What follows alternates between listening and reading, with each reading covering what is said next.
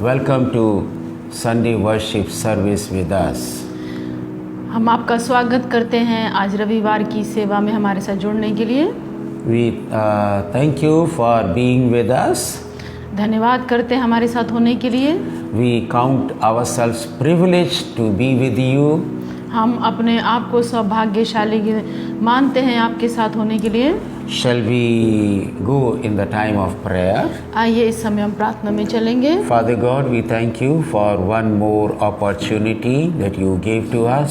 परमेश्वर पिता, हम धन्यवाद करते हैं एक और अवसर के लिए जो आपने हमको दिया है। We thank you for your goodness, for your love. हम धन्यवाद करते हैं आपकी भलाइयों के लिए, आपके प्रेम के लिए, That we are enjoying good health on this earth. कि इस पृथ्वी पर हम स्वस्थ जीवन की आशीष को ले रहे हैं। Lord, we thank you that we walk with you. धन्यवाद करते हैं प्रभु कि हम आपके साथ चल रहे हैं। It is all by grace. ये केवल अनुग्रह के कारण है। Lord, we thank you for the blood that you shed on the cross of Calvary. प्रभु, हम धन्यवाद करते हैं आपके उस लहू के लिए जो आपने कलवरी के क्रूस पर बहाया है। In him we receive everything. आप में हम सब आशीषों को प्राप्त करते हैं। Thank you, Father, धन्यवाद पिता, for loving us आपने हमसे प्रेम किया and है, helping us. हमारी सहायता की है। In Jesus' mighty name. प्रभु यीशु मसीह के सामर्थ्य नाम में Amen. आमीन। Shall we sing a very short chorus now? आइए अब हम छोटे कोरस को गाएंगे अभी समय, And then we will go to the Word of God. और तब हम परमेश्वर के वचन में चलेंगे। God is so good. God is so good. God is so good. He's so good to me. God is so good. God is so good. God is so good. He's so good to me. He loves me so. He loves me so. He loves me so. He's so good to me. यीशु अच्छा है, यीशु अच्छा है, यीशु अच्छा है मुझको, मुझको प्यार करता, मुझको प्यार करता, मुझको प्यार करता, अच्छा है मुझको। Hallelujah. Hallelujah. We have some announcements to make. आज हमारे पास कुछ अनाउंसमेंट्स हैं And we want to share with you. और हम उसको आपके साथ बांटना चाहते हैं। We have Sunday service at 6 o'clock on Sundays. हमारी प्रत्येक रविवार शाम को 6 बजे सेवा होती है। And we have Tuesday Bible study session 6 o'clock. और मंगलवार को शाम को 6 बजे बाइबल अध्ययन सेवा होती है। We have been talking about First Peter.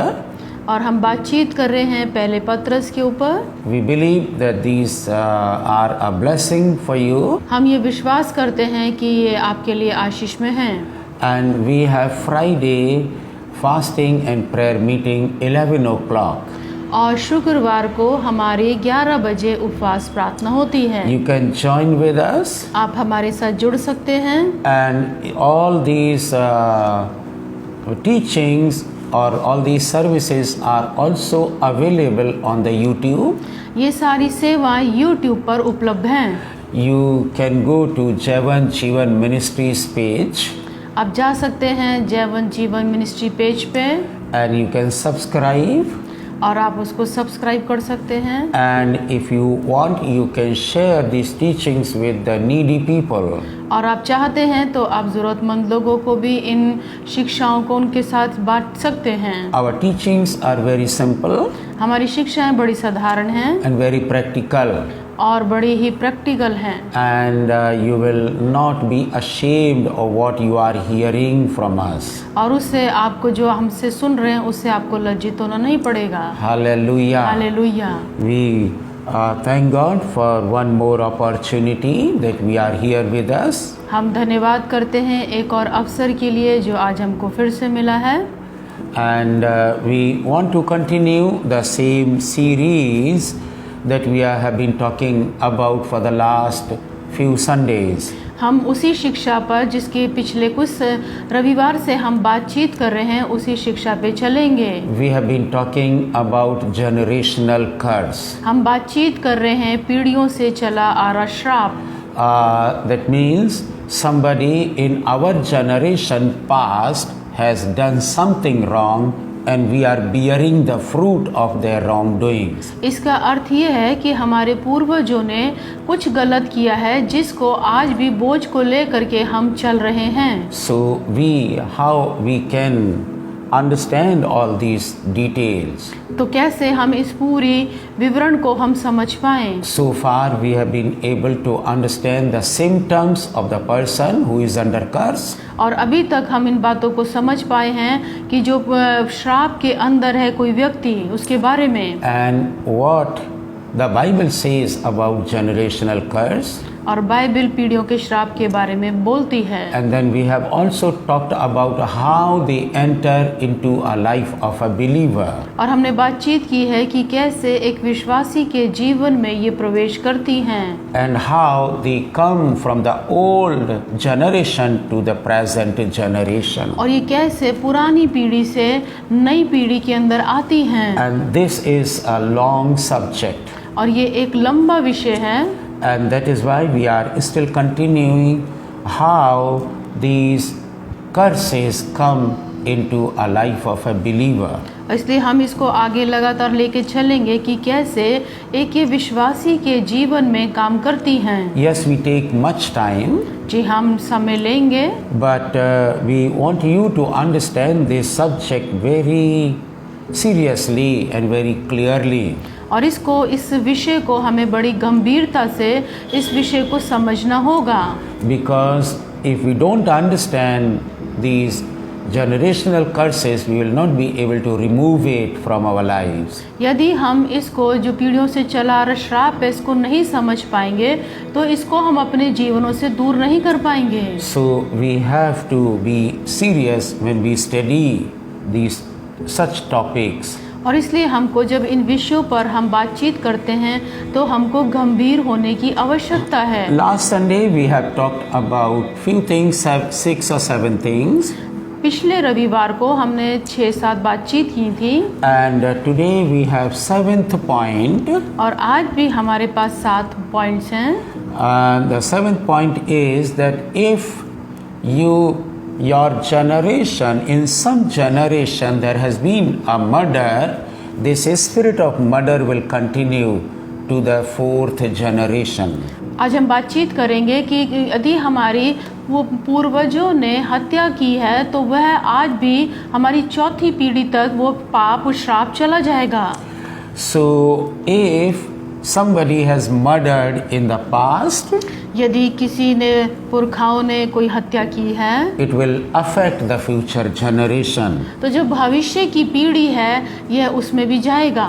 For example, you can take Cain in the Bible. उदाहरण के तौर पे आप कैन का उदाहरण ले सकते हैं। बाइबल में दिया गया है। Genesis chapter 4 verse 11 to 12. उत्पत्ति 4 अध्याय और 11 से 12 पद में। And here you will see that Cain murdered his brother. यहाँ आप देखते हैं कि कैन ने अपने भाई का लहू बहाया या हत्या की। And this generation continued because God cursed him. और ये श्राप लगातार चलता रहा क्योंकि परमेश्वर ने श्राप दिया उसको। Genesis chapter 4 verse 11 and 12. उत्पत्ति 4 अध्याय 11 से 12 पद तक। God says, परमेश्वर ने कहा, now you are under a curse and driven from the ground, which opened its mouth to receive your brother's blood from your hand. When you work the ground, it will no longer yield crops for you. You will be a restless wanderer on the earth. इसलिए अब भूमि जिसने तेरे भाई का लहू तेरे हाथ से पीने के लिए अपना मुंह खोला है उसकी ओर से तू श्रापित है। चाहे तू भूमि पर खेती करे तो भी उसकी पूरी उपज फिर तुझे ना मिलेगी, और तू पृथ्वी पर भटकने वाला और भगोड़ा होगा। So this kind of sin तो इस प्रकार का पाप, ये श्राप will bring judgment on the future generation. ये श्राप भविष्य की पीढ़ी के ऊपर श्राप लाता है। Equally about abortion. ये उतना ही बराबर है जितना गर्भपात कराना। If you get your wife or any female for abortion, यदि कोई महिला अपना गर्भपात कराती है then she is inviting the spirit of murder. तो वे हत्या की आत्मा को बुलाते हैं, It will automatically will remain there. और वह स्वतः ही वहाँ पर बना रहता है। What about suicide? आत्महत्या के बारे में क्या? If anybody in the past generation in your family line यदि आपके परिवार में किसी पुरखा ने, किसी पूर्वज ने आत्महत्या की है, then it will always carry or travel from that generation to the next fourth generation. तो ये स्वयं ही आपकी चौथी पीढ़ी में चला जाएगा। What about remarriage? दूसरी विवाह के बारे में क्या? Many people they marry again, बहुत लोग दोबारा शादी करते हैं, and even Christians. यहाँ तक कि मसीह लोग भी। Paul advised them or suggested them or gave them an option to remarry.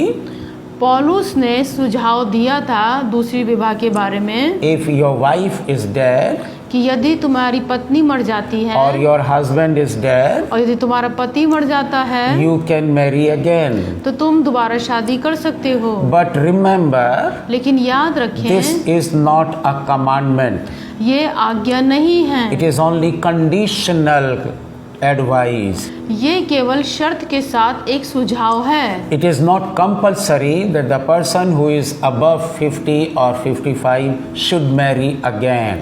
ये ज़रूरी नहीं है कि कोई व्यक्ति 50 या 52 साल का है तो वह दोबारा शादी करे। You see, before giving this advice, अब देखें, इस सुझाव को देने से पहले Paul is advising it is better to remain unmarried.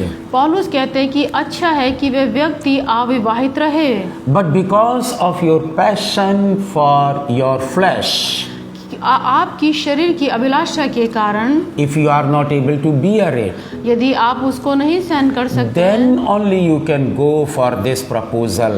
तब आप इस प्रपोजल पे जा सकते हैं। So we need to understand, तो इसको हमको समझना होगा। if somebody in your line has married again, your children will do the same as your people or your relatives have done in the past. यदि आपके परिवार में या आपके किसी रिश्तेदार ने दूसरी शादी की है तो यह आपकी पीढ़ी में जाएगा, जिसमें आपको भी करना पड़ेगा। Automatically you have opened the door for your generations to come, for them to remarry. आप ही उस द्वार को खोल देंगे कि आपकी आने वाली पीढ़ियां दूसरी शादी करें। Same is divorce. यही बात तलाक के बारे If में है। somebody has been divorced in the past, यदि किसी व्यक्ति ने, पुरखा ने तलाक लिया है, so this spirit of divorce has been invited in the family line. तो ये आपके परिवार की लाइन में तलाक आ जाएगा, Unless you break it. जब तक आप उसको तोड़ेंगे नहीं। I have several incidents. मैं बहुत सारे उदाहरण जानता हूँ। Once early this year, इस साल के शुरुआत में I went to Punjab. मैं पंजाब में गया। I was sitting in a family. मैं एक परिवार में बैठा था। The situation of a young girl was very terrible. एक जवान लड़की की स्थिति बहुत खराब थी। Her legs were just clung like this. और उसका एक पाँव दूसरे पाँव के ऊपर इस प्रकार से जुड़ा हुआ She was था। crying वह चिल्ला रही थी and stinking. और उसमें से बदबू आ रही थी। But I just wanted to see her. और लेकिन मैं उसको देखना चाहता था। The moment I entered the gate, जैसे ही मैंने उनके दरवाजे पे प्रवेश किया, I felt in my spirit that I should talk to them.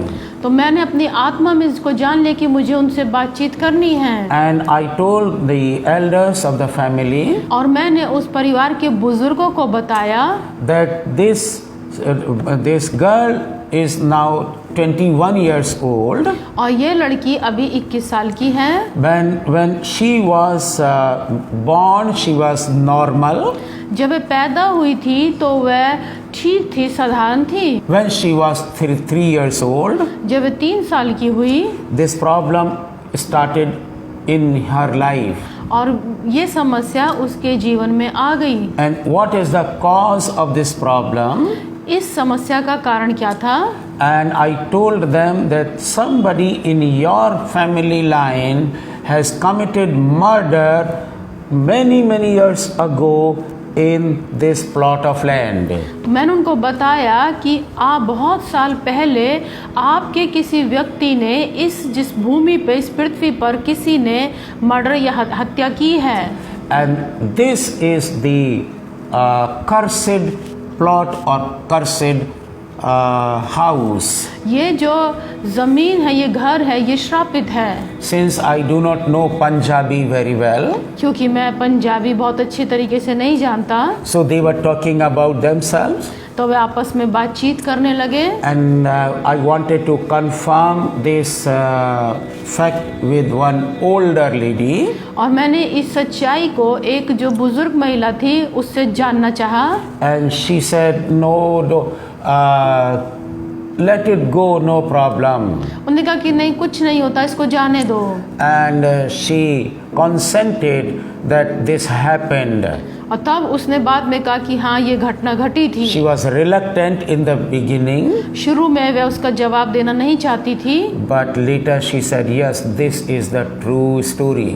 तब बाद में उसने कहा कि हाँ, ये एक सच्ची घटना है। I could not talk to them much because of the language barrier. मैं उनसे भाषा के कारण बहुत बातचीत नहीं कर पाया। So all these things bring generational curses. ये सारी चीजें हैं जो पीढ़ियों का श्राप लेकर आती हैं। Cain was cursed just because he committed murder of his own brother. Can इसलिए श्रापित हो गया क्योंकि उसने अपने भाई का लहू बहाया था। Innocent people are killed, then the curse comes.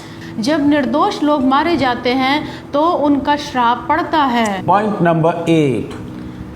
Point number 8, Immoral and indecent behavior with parents. अपने माता पिता के साथ ठीक से व्यवहार ना करना। You remember Noah. आपको याद होगा नूह के बारे में। And Noah's one of the sons was cursed by Noah. नूह का एक लड़का था जिसको नूह के द्वारा श्राप दिया गया। The story is found in Genesis 9 and verse 25-27. You can read it later on. और ये घटना पाई जाती है उत्पत्ति 9 और 25 से 27 पद तक में। Noah cursed his son Ham. नूह ने अपने पुत्र हाम को श्राप दिया। Actually, Ham was the culprit. वास्तव में हाम जो था दोषी था। But this curse went into his grandson called Canaan. और उसका जो पोता हुआ वो कनान कहलाया। Even this curse traveled to his more generations. और ये जो श्राप था उसकी बहुत पीढ़ियों में गया। So if you are a person who is not behaving well with your parents, यदि कोई व्यक्ति अपने माता पिता के साथ ठीक व्यवहार नहीं करता है, if you are despising your mother and father, यदि आप अपने माता पिता को तुच्छ जानते हैं, if you are not obedient person, यदि आप आज्ञाकारी व्यक्ति नहीं हैं, and you are causing your mother and father to cry, आप अपने माता पिता के रोने का कारण हैं, then the curse will come upon you. तब श्राप आपके ऊपर आएगा। We want to elaborate this passage for you. हम इस पद की आपको व्याख्या करके बताएंगे। What happened when Jesus met one lady called Canaanite woman? क्या घटना घटी जब एक कनानी स्त्री प्रभु यीशु मसीह के पास आई? This story is found in Matthew 15, verse 21 to 28. और ये घटना पाई जाती है मत्ती 15, 21 से 28 पद में। This Canaanite woman, ये कनानी स्त्री, she came to Jesus वह प्रभु यीशु मसीह के पास आई with a request और एक निवेदन लेके to heal and deliver her daughter from demonic forces. कि प्रभु यीशु मसीह उसकी पुत्री को जो दुष्टात्माओं से ग्रसित थी उसको छुटकारा दे। But Jesus did not do it at the first time. लेकिन प्रभु यीशु मसीह ने पहली बार में ये नहीं किया। Jesus did not show any interest in her request. प्रभु यीशु मसीह ने उसके अंदर कुछ भी रुचि नहीं दिखाई। Why? क्यों? Because she was in line with Noah's son Ham and Canaan grandson. क्योंकि ये स्त्री जो थी नूह का पुत्र हाम, उसका जो बेटा था कनान, उससे संबंध रखती थी। And that is why Jesus was cleaning her from her guilt or generational curse. इसलिए प्रभु यीशु मसीह चाहते थे कि जो उसका पीढ़ियों का श्राप है उससे वे छुटकारा पाए। Hallelujah. Hallelujah. So you see how these generational curses originate in the long past generation and even affect the long future generations. ये आपने देखा कि इसकी बहुत साल पहले इसकी पीढ़ियों में ये श्राप आया जिसने इसकी भविष्य की पीढ़ियों को से ये ग्रसित हो थी। You can check many people you will find around you. आप जांच सकते हैं जो आपके आसपास के लोग होंगे उनमें। I know many people in my own community. मैं अपने समुदाय के बहुत सारे लोगों को जानता हूँ। And even some other people. और यहाँ तक कि दूसरे लोगों को भी। We need to recognize. हमको इसको पहचानने की जरूरत है। A nation that came from Canaan was cursed nation. Kanan से एक देश उत्पन्न हुआ, वह भी श्रापित हुआ। That is why Jesus came into this world in Canaan, Israel. और इसीलिए प्रभु यीशु मसीह कनान इज़राइल में आए। Number 9. Number 9, Rebuilding what God has destroyed. जिस चीज को परमेश्वर ने नष्ट कर दिया उसको दोबारा बनाना। If you build anything that God has destroyed, यदि परमेश्वर ने किसी चीज को नष्ट किया और आप उसको दोबारा बनाते हैं, you will earn generational curse. तो आप अपने ऊपर पीढ़ियों का श्राप लाते हैं। Joshua chapter 6 verse 26. यहोशू 6 अध्याय और 26वां पद। We want to read it for you हम इसको आपके लिए पढ़ेंगे so that it will be very clear. तो ये ताकि ये आपको स्पष्ट हो जाए। Other verses, references you can read by your own. और आप दूसरे जो रेफरेंस हैं उनको आप स्वयं पढ़ सकते हैं। This is Joshua 6 and 26. ये है यहोशू 6:26। At that time Joshua pronounced this solemn oath, "Cursed before the Lord is the man who undertakes to rebuild this city, Jericho. At the cost of his firstborn son he will lay his foundations. At the cost of his youngest son will he set up his gates." फिर उसी समय यहोशू ने इज़राइलियों के सम्मुख शपथ रखी और कहा, जो मनुष्य उठकर इस नगर यरीहो को फिर से बनाए वह यहोवा की ओर से शापित हो। जब वह उसकी नींव डालेगा तब उसका जेठा पुत्र मरेगा और जब वह उसके फाटक लगवाएगा तब उसका छोटा पुत्र मर जाएगा। So this curse was already in operation at that time. तो आप देखते हैं कि ये जो श्राप था उस समय था ये। But there was a man called Hiel. और वहाँ पर एक व्यक्ति था जिसका नाम था येल। 1 Kings chapter 16 verse 34. पहला राजा 16 अध्याय और 34 पद। In Ahab's time, Hiel of Bethel rebuilt Jericho. He laid its foundation at the cost of his firstborn son Abiram, and he set up its gates at the cost of his youngest son Segub, in accordance with the word of the Lord spoken by Joshua son of Nun. उसके दिनों में बेतेलवासी ईहेल ने यरीहो को फिर बसाया। जब उसने उसकी नींव डाली तब उसका जेठा पुत्र अबीराम मर गया, और जब उसने उसके फाटक खड़े किए तब उसका छोटा पुत्र सबगूब मर गया। यह यहोवा के उस वचन के अनुसार हुआ जो उसने नून के पुत्र यहोशू के द्वारा कहलवाया था। God spoke through Joshua that the city of Jericho should not be rebuilt.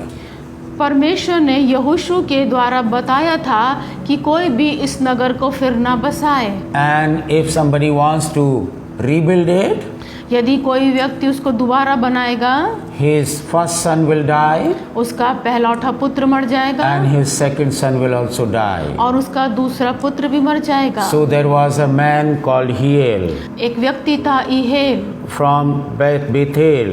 Bethel का। He tried to build it उसने कोशिश की उसको बनाने की, and his both sons died. और उसके दोनों पुत्र मर गए। Joshua pronounced this curse, यहोशू ने इस श्राप की घोषणा की थी, but actually this curse took place after 500 years. लेकिन ये श्राप जो है उसके 500 साल बाद आया। So it means this curse can travel up to the generation 4, 5 or 6 generation. इसका अर्थ ये है कि श्राप जो है तीसरी चौथी पीढ़ी तक जाता है। We need to be very careful. हमको बहुत सावधान होने की In आवश्यकता our है। lives, whatever God has destroyed, don't take it back.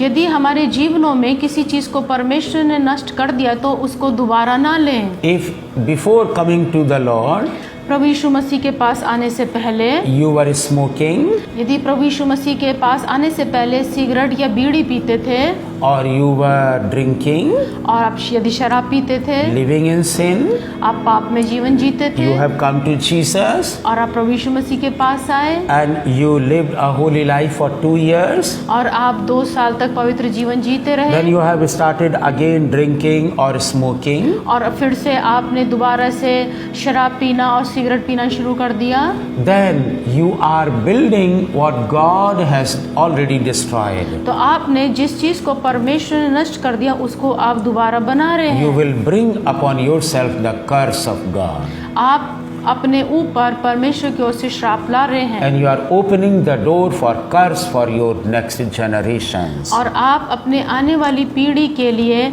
श्राप के द्वार खोल रहे That हैं। is why God always advises us to live a holy life after we have received Jesus Christ in our hearts. इसीलिए परमेश्वर हमको ये सलाह देते हैं कि प्रभु यीशु मसीह को स्वीकार करने के बाद हम एक पवित्र जीवन जिएं। We need to live a righteous life. हमको एक धार्मिकता का जीवन जीना है। Many people, they celebrate all the festivals which are non-biblical. बहुत सारे लोग ऐसे त्योहारों को मनाते हैं जो बाइबल के अंदर नहीं दिए गए They हैं, justify it. और वे उसको सिद्ध कर देते हैं। At that time they enjoy it.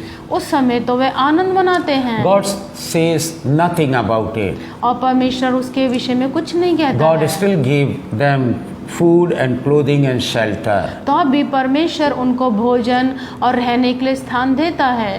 And when the time comes, लेकिन जब समय आएगा God takes the revenge. तब परमेश्वर बदला लेगा। God operates the curse in the life of the next generation of their people. और परमेश्वर उनके आने वाली पीढ़ियों में वो श्राप को भेजेगा। So my dear brothers and sisters, तो मेरे प्रिय भाइयों बहनों, if you are watching this video, यदि आप इस वीडियो को देख रहे हैं, don't open any door for your next generation to suffer because of your iniquity or your sin. तो आप अपने आने वाली पीढ़ियों के लिए द्वार को ना खोलें यदि आप पाप में और अधर्म में जीते हैं। Stop doing sin. पाप करना छोड़ दीजिए। Stop every habit that is not according to the word of God. ऐसी आदतें जो परमेश्वर के वचन के अनुसार नहीं है उनको छोड़ दीजिए। All traditions that contradict written word of God, leave it right now. हर एक वो रीति रिवाज जो परमेश्वर के वचन के विरोधी हैं उसको आप छोड़ दीजिए इसी समय। Otherwise, you are earning curse for your 4 generations. नहीं तो आप अपनी चौथी पीढ़ी के लिए आप श्राप कमा रहे हैं। We need to be very careful. हमको बहुत सावधान होने की And आवश्यकता है। lastly is a spirit that is operative in the world at large. और हम अंत में बातचीत करेंगे ऐसी आत्मा के बारे में जो संसार में बड़ी रीति से कार्य कर रही है। His name is Jezebel spirit. और उस आत्मा का नाम है इज़ाबेल की This is आत्मा। found in the Bible. ये पाई जाती है बाइबल में। 2 Kings chapter 9 and verse 30-34. दूसरा राजा 9 अध्याय और 30 से 34 पद में। This spirit is very clever, ये जो आत्मा है बहुत चालाक है। smooth talking, वह बड़े चापलूसी वाले शब्दों को बोलती है, मीठी बोली बोलती है। charming, वह बड़ी आकर्षक है, very deceptive, धोखेबाज है, seductive, मोहक वशीकरण करने वाली है, controlling everyone, हर एक को नियंत्रण करने वाली है। and it's a wicked spirit. और ये धोखा देने वाली धूर्त आत्मा है। It is mostly associated with ladies or female. और ये ज़्यादातर महिलाओं के साथ जुड़ी हुई है। And if you read the passage that I have just quoted, आप यदि इस अध्याय को इन पदों को पढ़ लेंगे जो अभी हमने बताया है, it comes with smooth talking, और ये बड़े मोहक बातें लेकर आती है, very fashionable, बहुत आकर्षक है, फैशन करने वाली है, decorating her eyes, अपनी आँखों को के अंदर विभिन्न प्रकार की चीजें सुरमा काजल लगाती है, indecent dressing, अभद्र या निर्लज कपड़े पहनती है। and these things bring generational curse. ये चीजें पीढ़ियों का श्राप लाती हैं। You remember Naboth's vineyard she took deceptively. आपको याद होगा नाबोत की बारी को जिसको इसने धोखे से ले लिया था। This Jezebel spirit is set to destroy the families, the churches and people's life. ये इज़ाबेल की आत्मा है जो परिवारों को, कलीसियाओं को नाश करती है। Many people do not recognize it. बहुत सारे लोग इसको नहीं पहचान पाते हैं, Especially those ladies who are very fond of fashioning, विशेष करके वह महिलाएं जो बड़ी फैशन की शौकीन हैं, painting eyes and cheeks and lips, जो अपनी आँखों को, अपने गालों को और अपने होठों को सजाती हैं, and indecent dressing, और अभद्र कपड़े पहनती हैं, even half naked. यहाँ तक कि आधे नंगे कपड़े पहनती हैं। This is the first sign of Jezebel spirit associating with them. ये उस इज़ाबेल की आत्मा का पहला चिन्ह है जो उनके साथ जुड़ी हुई है। You will notice if mother has done this kind of acts, आप देखें कि यदि ऐसा कार्य माँ करती है, her daughter will also follow the same footsteps. तो उसकी बेटी भी उसी अपनी माँ के पथ चिन्ह पर चलती है। The daughter cannot be away from such lifestyle. और जो बेटियां हैं वो इस प्रकार के जो उनका रहन सहन, उठना बैठना उससे दूर नहीं होती हैं। Why? क्यों? Because mummy has opened the door for Jezebel spirit. क्योंकि उनकी माँ ने इज़ाबेल की आत्मा के लिए द्वार खोल दिया है। It's the most dangerous spirit in the families in Christian lives. ये सबसे खतरनाक आत्मा है जो परिवारों में और मसीह जीवन में पाई जाती है। It comes by many means, through many doors. ये बहुत सारे द्वारों के द्वारा आती है। And you and I need to understand. आपको और हमको इसको समझना होगा। It takes over illegal possession of property. ये गैर कानूनी तरीके से किसी की संपत्ति को ले लेती है And enjoys for the time being. और कुछ समय के लिए आनंद उठाती है। This is operative many places. ये बहुत स्थानों पर कार्य कर रही है। We come across such people who are possessed by it. हम ऐसे बहुत सारे लोगों से मिलते हैं, देखते हैं जो इस प्रकार की आत्मा से ग्रसित हैं। So if you are a female, यदि आप एक महिला हैं, don't use so much of fragrance to when you go out. तो बहुत सारे आप परफ्यूम को न लगाएं जब आप बाहर जाती हैं, and don't paint yourself too much, और अपने आप को बहुत अधिक फैशन या आप मत सजाएं जब आप बाहर जाते हैं, because you will easily attract the spirit of Jezebel. तो क्योंकि आप बड़ी आसानी से इज़ाबेल की आत्मा को आप आकर्षित करते हैं And you will destroy your family. और आप अपने परिवार को नाश कर देंगे। As I told you in the beginning, जैसा कि मैंने आपको शुरू में बताया that when you pray, you will have temporary relief, कि जब आप प्रार्थना करेंगे तो थोड़ा सा आपको आराम मिलेगा, but it will not be a permanent solution. लेकिन इसका हमेशा के लिए समाधान नहीं होगा। We have talked something about these general things. हमने कुछ साधारण बातों के ऊपर बातचीत की है। We will take one more session. हम एक और सत्र लेंगे, How these generational curse enter into a life of a believer. कि कैसे ये पीढ़ियों का श्राप एक विश्वासी के जीवन में प्रवेश करता है। I told you that this is a very vast subject, मैंने आपको बताया कि एक बहुत बड़ा विषय है, but we don't want to go out of the Bible. लेकिन हम बाइबल से बाहर नहीं जा सकते हैं। Bible is the perfect and sufficient word of God. Bible जो है हमारे लिए परमेश्वर का वचन पर्याप्त है। Hallelujah. Hallelujah. So I believe that you have been blessed by this teaching. मैं ये विश्वास करता हूँ कि इन शिक्षाओं के द्वारा आपने आशीष पाई Live है। a simple life, especially if you are a sister or mother, female. मैं विशेष करके कहना चाहूँगा, यदि आप माता हैं और आप बहन हैं और आप बेटी हैं तो एक साधारण जीवन जिए, Live a decent life. एक डिसेंट लाइफ जिए। Many times it comes, this spirit comes by symbol. ये जो आत्मा है कई बार चिन्हों के द्वारा आती है। I have experienced in the villages in Rajasthan and Haryana and Uttar Pradesh. मेरा अनुभव है हरियाणा और राजस्थान और उत्तर प्रदेश का इनके बारे में। Many kinds of symbols ladies wear. बहुत सारे से चिन्ह हैं जो महिलाएं पहनती हैं। This spirit of Jezebel, ये इज़ाबेल की आत्मा it comes by symbols and some kind of signals ये आती है बहुत सारे चिन्हों के और सिग्नल्स के द्वारा, that you use daily in your family and in your life. जो आप अपने जीवन में और अपने परिवार में प्रतिदिन इस्तेमाल करते हैं। It also comes with certain kind of colors. और ये आती है किसी विशेष प्रकार के कलर के द्वारा भी। We need to be very careful. हमको बहुत सावधान होने की It's not a आवश्यकता है। scary message. ये कोई डराने वाला संदेश नहीं है, It's a real thing. ये वास्तविक चीज है। We have many incidents to tell you about Jezebel spirit affecting ladies. हमारे पास बहुत सारे उदाहरण हैं ऐसे बताने के लिए कि कैसे महिलाएं परेशान हैं Because of Jezebel spirit. Isabel की आत्मा के कारण। We don't have time to go into such detail. हमारे पास इतना समय नहीं है कि हम इसके बहुत विवरण में जाएं। It's only a detailed information.